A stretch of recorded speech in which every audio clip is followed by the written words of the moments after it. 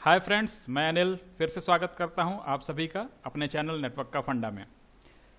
पिछली वीडियो में मैंने आपको OSPF के LSA टाइप्स के बारे में बताया था।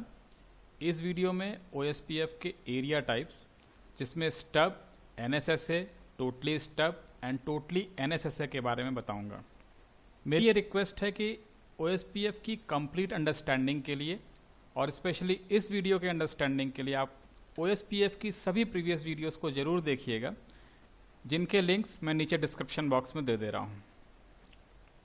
OSPF के अंदर कई तरह के LSAs क्रिएट होते हैं। जैसे एरिया 1 के अंदर जो राउटर हैं R1, R2, R3, ये तीनों राउटर के अंदर जो पहला LSA जिसको राउटर LSA बोलते हैं वो राउटर LSA क्रिएट होगा।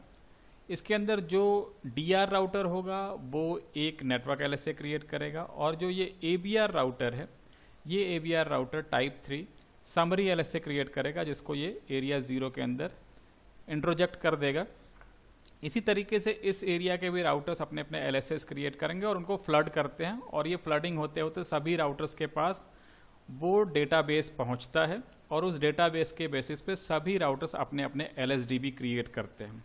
और एक बार जब LSDB सभी राउटर्स के सिंक्रोनाइज हो जाते हैं, मीन्स आइडेंटिकल हो जाते हैं, उसके बाद shortest path first SPF algorithm चलता है और राउटिंग टेबल क्रिएट होती है।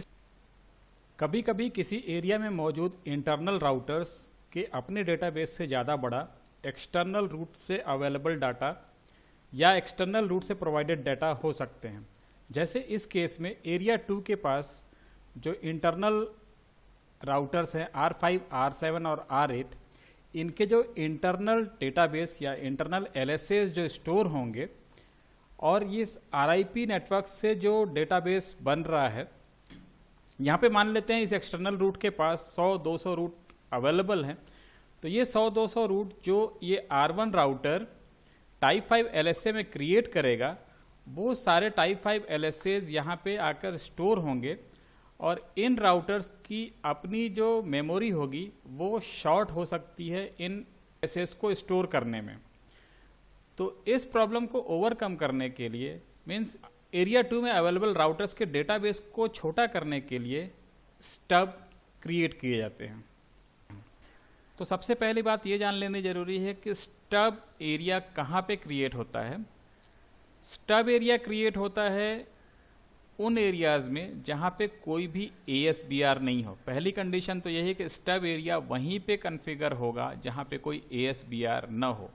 जैसे इस नेटवर्क के अंदर ASBR एरिया 4, एरिया 3 और एरिया 2 किसी में भी नहीं है, तो एरिया 2, एरिया 3 और एरिया 4 में से किसी भी एरिया को as a stub area create किया जा सकता है। स्टब एरिया क्रिएट होने की दूसरी कंडीशन भी है कि स्टब एरिया कभी भी एरिया 0 के अंदर नहीं क्रिएट किए जा सकते हैं। जैसे ही अगर आप एरिया 0 के राउटर्स के ऊपर स्टब कॉन्फ़िगर करना भी चाहेंगे तो वो कमांड डिनाई हो जाएगा, वो कमांड एक्सेप्ट ही नहीं होगा। तीसरी चीज, जिस एरिया के थ्रू वर्चुअल लिंक क्रॉस हो रहे हों, वर्चुअल लिंक की डिटेल जानने के लिए आप मेरी प्रीवियस वीडियोस देख सकते हैं, उसका भी लिंक मैं नीचे डिस्क्रिप्शन बॉक्स में दे दे रहा हूं। जिन एरियाज से वर्चुअल लिंक क्रॉस हो रहे हैं उन एरियाज में भी स्टब एरिया कॉन्फ़िगर नहीं हो सकता है। एरिया 2 जिसके अंदर R5, R7 और R8 तीन राउटर हैं, जिसके अंदर R5 एक ABR है। यहाँ पे R1 से ये जो राउटर कनेक्टेड है वो RIP से कनेक्टेड है। ये मान लेते हैं कि इस RIP के बैकएंड में 100 नेटवर्क कनेक्टेड हैं। इन 100 नेटवर्क्स की डिटेल टाइप 5 LSA वो फ्लड होगा। फ्लड होते हुए जब ये R5 के पास पहुँचेगा तो R5 से ये R7 को नहीं मिले या R8 को नहीं मिले, इस एरिया 2 के अंदर वो फ्लड न हो, तो बोला जाएगा कि एरिया 2 स्टब में कॉन्फ़िगर है। स्टब का मतलब क्या है कि जहाँ पे टाइप 5 LSAs अलाउड नहीं है, और टाइप 5 LSAs अलाउड नहीं होने का मतलब है कि टाइप 4 LSAs भी अलाउड नहीं होंगे, क्योंकि टाइप 4 LSAs ASBR की लोकेशन के लिए होते हैं, और टाइप 5 ASBR से जो एक्सटर्नल लिंक होते हैं, एक्सटर्नल राउट की इंफॉर्मेशन को फ्लो कराते हैं। इस R1 राउटर से जो टाइप 5 LSAs क्रिएट होंगे वो इनसे फ्लड होते हुए जब यहाँ पे आएंगे R5 के पास, R3 इस ASBR की लोकेशन बताने के लिए टाइप 4 LSA क्रिएट करता है और उस टाइप 4 को इंजेक्ट करता है एरिया 0 में और वो पहुंचेगा इस R5 के पास। उसके बाद टाइप 5 LSA आता है, मीन्स पहले टाइप 4 LSA आता है और फिर उसके बाद टाइप 5 LSAs आते हैं। जिन एरियाज में भी टाइप 5 LSAs को ब्लॉक करना है वहाँ टाइप 4 ऑटोमेटिकली ब्लॉक हो जाएंगे। तो एरिया 2 के अंदर अगर टाइप 4 और टाइप 5 LSAs को ब्लॉक कर दिया जाए तो ये एरिया स्टब एरिया जैसा कन्फिगर हो जाएगा।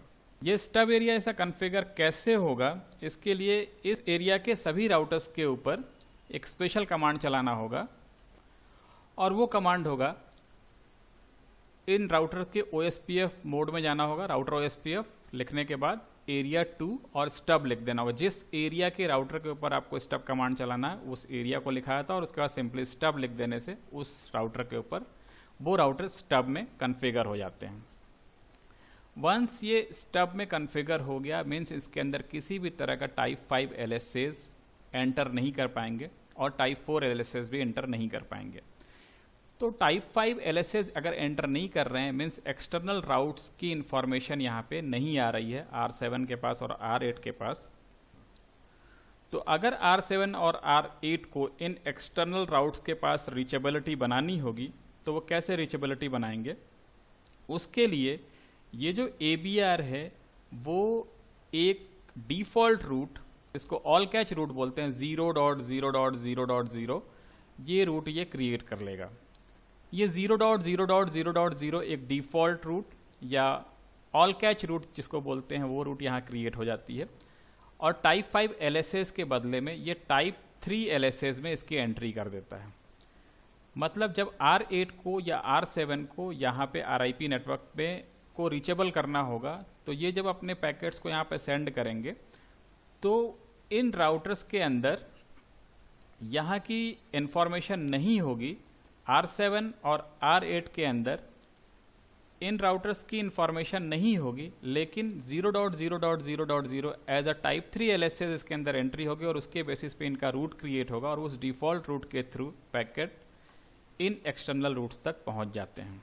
एरिया 2 के अंदर टाइप 4 और टाइप 5 LSAs तो कंप्लीटली ब्लॉक्ड हैं, लेकिन टाइप 4 और टाइप 5 LSA से शील्ड होने के बावजूद इसके अंदर अदर एरियाज के जो LSAs हैं, जो टाइप 3 LSA के थ्रू अदर एरिया की जो LSAs है वो टाइप 3 LSA के थ्रू यहाँ पे इंजेक्ट होती है और अगर अदर एरियाज की भी इंफॉर्मेशन या LSAs ब्लॉक कर दिए जाएं तो R7, R8 और R5 का डेटाबेस और भी छोटा हो सकता है। तो उसके लिए जो स्पेशल टाइप का फीचर क्रिएट किया जाता है OSPF के अंदर, उस एरिया को कहते हैं totally stub area. Totally stub area के अंदर क्या होगा, टोटली स्टब एरिया के अंदर इसके अंदर टाइप 4, टाइप 5 तो पहले ही ब्लॉक थे, अब टाइप 3 LSA भी इसके अंदर नहीं मूव करेंगे तो 3, 4 और 5 तीनों ही LSAs इसके अंदर ब्लॉक हो जाएंगे। मीन्स जो R5 इसके अंदर टाइप 3 LSA इंजेक्ट कर रहा था वो R5 वो टाइप 3 LSA भी इसके अंदर इंजेक्ट नहीं करेगा, उसके बदले में एक डिफॉल्ट रूट 0.0.0.0 क्रिएट कर देगा और ये राउटर्स उस डिफॉल्ट रूट के थ्रू अदर एरियाज के साथ कम्युनिकेट कर पाएंगे। और इस तरीके से टोटली स्टब एरिया के अंदर जो भी एरिया होगा उसके अंदर जितने भी राउटर्स होंगे, वो राउटर्स 1000 हो 2000 हो, उन सभी का जो डेटाबेस है वो बहुत छोटा हो जाएगा। टोटली स्टब एरिया कन्फिगर करने के लिए जो स्टब हमने कन्फिगर किया था इनके ऊपर, तो सभी राउटर्स के ऊपर स्टब कन्फिगर करना होता है। अगर इस एरिया के अंदर 500 राउटर हैं तो सभी 500 राउटर के ऊपर आपको स्टब कन्फिगर करना होता है। लेकिन टोटली स्टब कन्फिगर करने के लिए सिर्फ ABR के ऊपर आपको एक कमांड चलानी होती है और वो कमांड होती है, जिस एरिया के अंदर ये ABR है, एरिया 2 स्टब और नो समरी लिख देते हैं। नो समरी का मतलब समरी LSA जो टाइप 3 LSA है वो क्रिएट नहीं होगा, टाइप 3 LSA इसके अंदर इंजेक्ट नहीं होगा। इसका मतलब ये है किसी भी स्टब एरिया के अंदर टाइप 4 और टाइप 5 LSAs फ्लड नहीं हो सकते हैं और टोटली स्टब एरिया के अंदर टाइप 3, टाइप 4 और टाइप 5 तीनों ही तरह के LSAs फ्लड नहीं होते हैं। स्टब और टोटली स्टब के बाद सिस्को का डिजाइन एक और एरिया है जिसको कहते हैं NSSA एरिया। ये OSPF का डोमेन प्रीवियस डोमेन से थोड़ा अलग है। इसके अंदर जो वहाँ पे टाइप 4 LSA था उसको हमने यहाँ पे EIGRP का एक्सटर्नल राउट दिखाया। यहाँ से EIGRP का एक्सटर्नल राउट है R4 के अंदर, और ये R4 इसको रिडिस्ट्रीब्यूट कर रहा है OSPF में, और यहाँ पे RIP का एक नेटवर्क है जो R1 रिडिस्ट्रीब्यूट कर रहा है OSPF में। मीन्स इस पूरे नेटवर्क के अंदर 3 तरह के प्रोटोकॉल चल रहे हैं, RIP, OSPF और EIGRP। जो स्टब एरियाज होते हैं, स्टब एरियाज कभी भी उन नेटवर्क के अंदर क्रिएट नहीं किए जा सकते हैं जहाँ पे ASBR हो। मीन्स अगर एरिया 1 के अंदर, क्योंकि ये ASBR है और इसके अंदर यहाँ पे ये ASBR यहाँ पे भी है, लेकिन ये एरिया 0 के अंदर है। एरिया 0 के अंदर ना तो NSSA क्रिएट हो सकता है और ना ही स्टब क्रिएट हो सकता है। लेकिन ये एरिया जहाँ पे ASBR है, यहाँ पे अगर आप स्टब क्रिएट करेंगे तो ये स्टब क्रिएट नहीं होता है। किसी भी ASBR राउटर के अंदर जैसे ही आप स्टब कमांड देंगे तो वो स्टब कमांड चलेगा नहीं, क्योंकि इसके अंदर रिडिस्ट्रीब्यूशन हो रहा, तो ये ASBR राउटर है।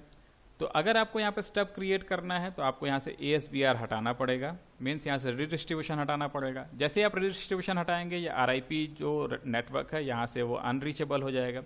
या फिर अगर इस राउटर के ऊपर आप स्टब कमांड नहीं चलाते हैं, सिर्फ R2 और R3 के ऊपर, क्योंकि हर एरिया के हर राउटर के ऊपर आपको स्टब कमांड चलाना पड़ता है, तो R2 और R3 के ऊपर अगर आपने स्टब चलाया तो इनके बीच में एडजेसेंसी फॉर्म होगी, लेकिन यहाँ पे जो एडजेसेंसी है वो फॉर्म नहीं हो। जैसे ही किसी राउटर के ऊपर स्टब कमांड चलाया जाता है, वो अपनी जो पहले की एडजेसेंसी होती है उसको डाउन कर देता है, और फिर स्टब बनने के बाद एक स्पेशल बिट भेजकर दूसरे राउटर को बताता है कि ये स्टब राउटर है, और स्टब की एडजेसेंसी अलग तरीके से फॉर्म करता है।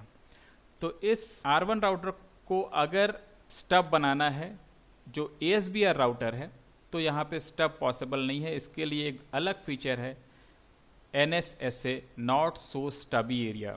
मीन्स स्टब तो है बट नॉट सो स्टब है। तो नॉट सो स्टब के अंदर क्या होता है, जब ये RIP नेटवर्क यहाँ पे रिडिस्ट्रीब्यूट होगा तो टाइप 5 LSAs बनेंगे, और स्टब एरिया के अंदर टाइप 5 और टाइप 4 LSAs कंप्लीटली बैन होते हैं, वो फ्लड नहीं हो सकते हैं। तो टाइप 4 और टाइप 5 LSAs एरिया 1 के अंदर फ्लड नहीं हो पाएंगे। आगे के जो राउटर्स हैं वो इन रूट्स को लर्न नहीं कर पाएंगे और रीचेबिलिटी नहीं बनेगी इस एक्सटर्नल रूट से। तो इसके लिए सिस्को ने एक डिज़ाइन किया कि जो ASBR है वो एक्सटर्नल रूट को आगे फ्लड करा सकता है NSSA एरिया में भी, उसके लिए वो टाइप 7 LSA क्रिएट करता है। ये ASBR राउटर एक टाइप 7 LSA क्रिएट करेगा, और टाइप 7 LSA को हम लोग NSSA LSA भी बोलते हैं। आपको पता होगा, हमने उस क्लास में बताया था कि टाइप 7 LSA को ही NSSA LSA बोलते हैं। टाइप 7 जो NSSA है, उस LSA को NSSA एरिया में इजीली फ्लड कराया जा सकता है। वो फ्लड होके इस ABR के पास पहुंचेगा। ये ABR राउटर उस टाइप 7 LSA को, टाइप 7 LSA में एग्जैक्ट वही इंफॉर्मेशन होती है जो टाइप 5 LSA में होती है, मीन्स एक्सटर्नल राउट के नेटवर्क नंबर। तो वो एक्सटर्नल राउट के नेटवर्क नंबर ABR में पहुंचेंगे, और ABR राउटर अगेन उसको टाइप 5 में कन्वर्ट करके आगे की एरियाज में इंजेक्ट कर देता है। यहाँ पे मज़ेदार बात ये है कि जो NSSA एरिया का ABR होता है, वो एक्सटर्नल राउट जो दूसरे एंड से, यहाँ से EIGRP जो यहाँ से रिडिस्ट्रीब्यूट कर रहा होगा, यहाँ पे जो टाइप 5 LSAs क्रिएट हो रहेंगे, उन टाइप 5 LSAs को यहाँ पे ब्लॉक कर देगा। टाइप LSAs तो ये दूसरे एरियाज में फ्लड कर लेता है, लेकिन कोई भी एक्सटर्नल LSA टाइप 5 को NSSA अपने एरिया में अलाउ नहीं करता है। इसमें एक मज़ेदार बात यह है कि जब यहाँ से ये type 7 LSAs R3 router type 5 LSA में कन्वर्ट करेगा, और R4, R5 और R7 और R8 को जब वो इंफॉर्मेशन मिलेगी, तो जब आप R4 या R5 के ऊपर जब आप उनका डेटाबेस चेक करेंगे, तो उस डेटाबेस में आपको जो ये एक्सटर्नल रूट यहाँ के हैं, जो इस R1 ने अपने LSA में क्रिएट किया है, यहाँ पे आपको ये दिखाई देगा कि वो क्रिएटेड है बाई R3, क्योंकि R3 ने उसको कन्वर्ट किया है टाइप 7 LSA को टाइप 5 LSA में। तो यहाँ पे दिखाई ये देता है R4 R5 जितने भी आगे के राउटर्स जो इससे इंफॉर्मेशन ले रहे हैं, इन सभी की जब डेटाबेस चेक करेंगे आप तो उन सभी में दिखाई देगा कि ये जो एक्सटर्नल रूट क्रिएट हुआ है वो एक्सटर्नल रूट R3 ने क्रिएट किया, और यहाँ से बहुत बड़ी कन्फ्यूज़न क्रिएट हो जाती है। तो सिर्फ डेटाबेस देख के आप नहीं बता सकते कि नेटवर्क के अंदर जो इन्फॉर्मेशन आ रही है वो कौन सा राउटर कहाँ से क्रिएट कर रहा है। आपको पूरी टोपोलॉजी समझनी होगी, तभी आप NSSA के रूट को एनालाइज कर पाएंगे। अब NSSA कैसे क्रिएट करते हैं? NSSA क्रिएट करने के लिए जिस एरिया के अंदर आपको NSSA क्रिएट करना है उसके सभी राउटर्स के ऊपर राउटर OSPF और जो प्रोसेस आईडी के साथ मान लेते हैं इसका प्रोसेस आईडी 1 है, तो राउटर OSPF 1 और उसके बाद एरिया 1 NSSA लिख देने से, सभी राउटर्स के ऊपर लिख देने से ये NSSA एरिया में कॉन्फ़िगर हो जाते हैं।